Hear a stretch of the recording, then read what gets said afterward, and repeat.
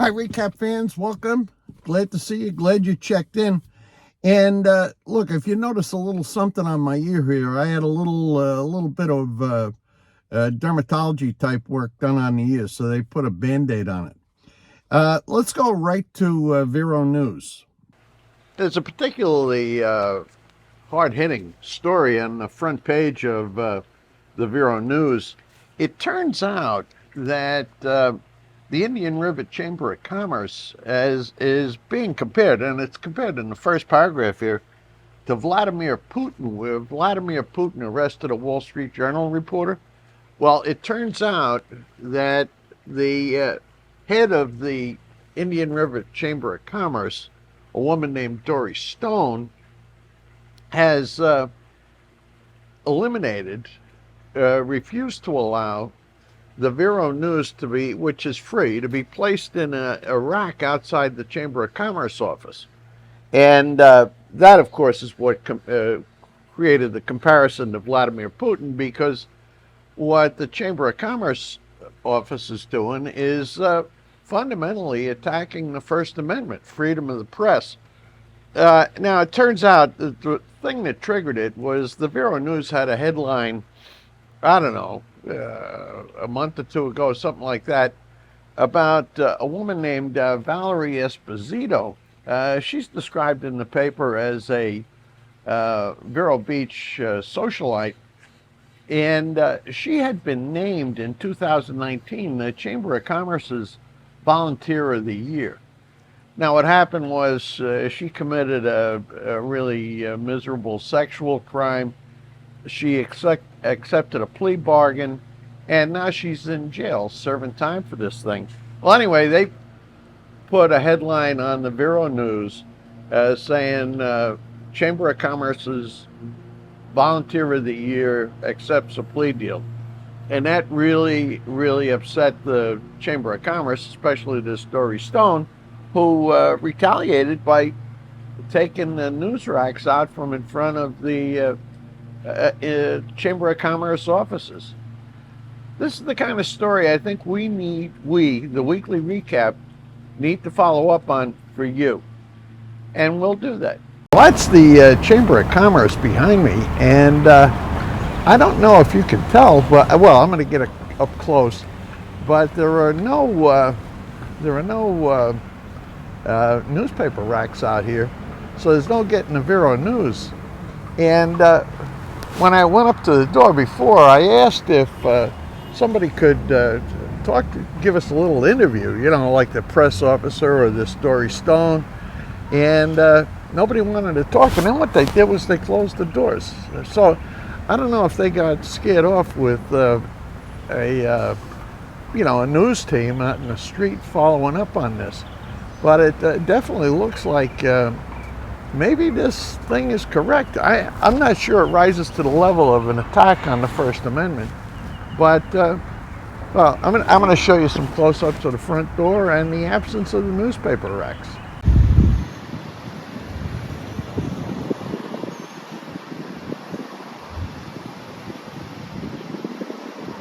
No newspaper racks there.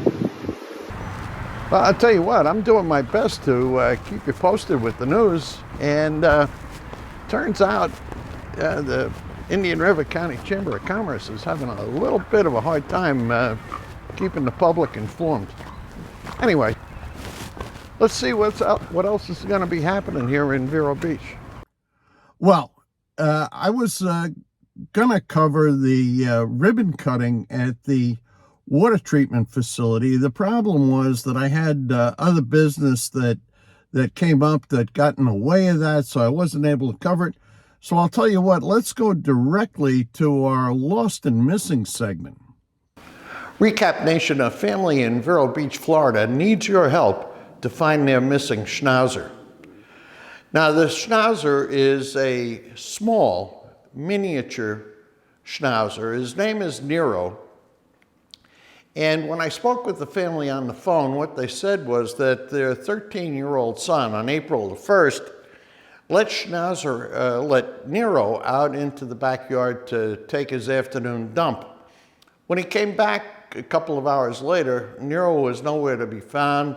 They searched the neighborhood and have had absolutely no success whatever. They've posted a $1,000 reward for information leading to the recovery of Nero. Now, the family is quite concerned because Vero Beach is right on 95, and Nero could be anywhere on the east coast of the United States. So let me describe Nero for you. Nero is a small, miniature, black schnauzer. If you have any information whatsoever about Nero's current location, please call the following number, 518-622-2075.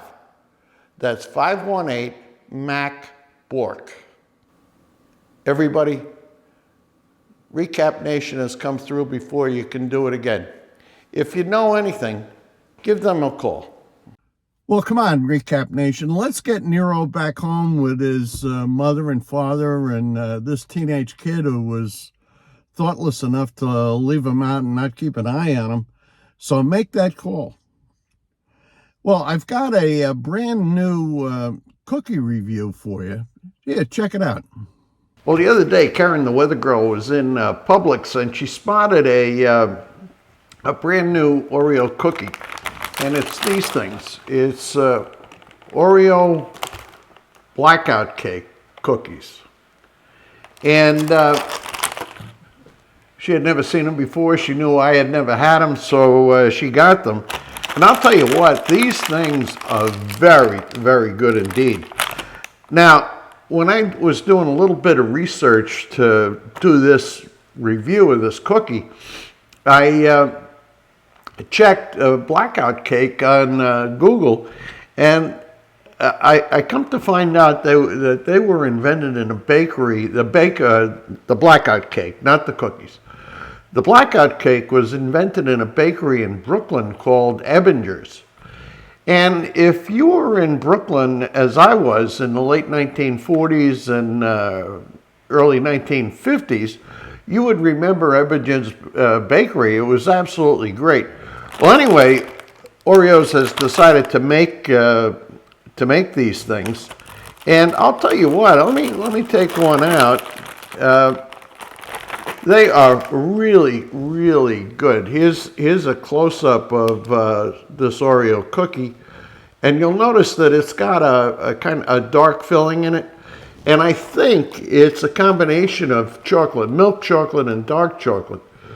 When I first tasted them, I thought they tasted. It had a little hint of cherry, I thought, in it. Anyway, these things are really, really good. I like them a lot. Now, when you research these things on Google, you discover it's a limited edition Oreo. They were only introduced on April 3rd, so Karen the Weather Girl was lucky she found them. I don't know when they're going to come off the shelves, but I think you may want to go out and try these things. Blackout cake Oreos. Really, really good.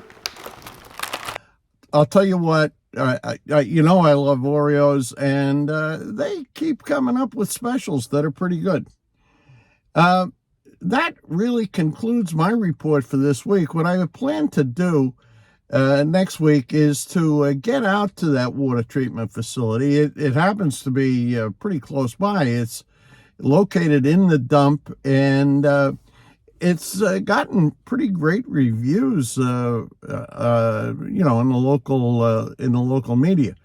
And speaking of media, I know that you've got plenty of news sources, Fox News, CNN, and all that. But for the news that you really want, the news that you really need, keep checking them back into the weekly recap. I'll see you next week. This Band-Aid will be gone by then, and see you then.